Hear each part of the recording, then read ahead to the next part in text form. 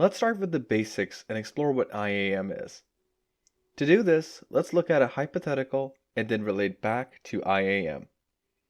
Say you're a freshly employed office worker going to your new office. When you reach, there's a guard at the building door who won't let you pass without seeing your company ID card. Once he verifies who you are, he lets you into the building.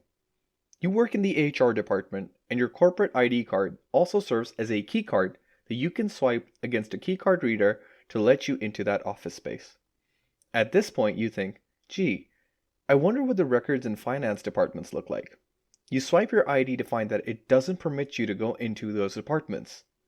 That's what is known as access control, making sure that you can't access things you're not supposed to.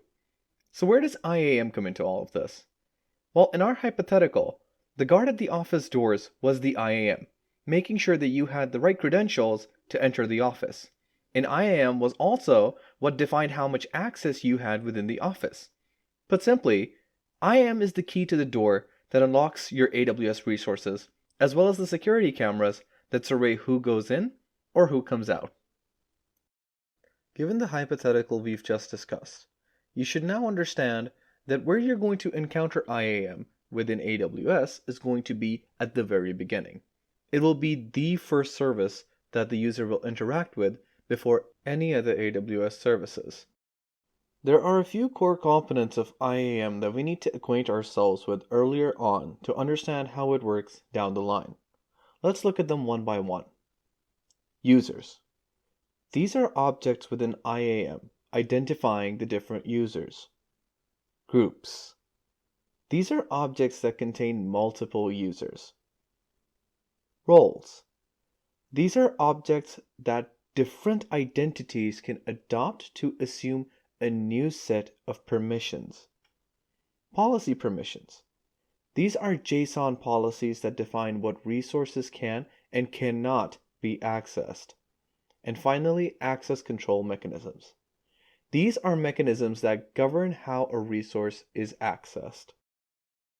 As an AWS account owner, it is your responsibility to understand how to implement IAM upon your resources.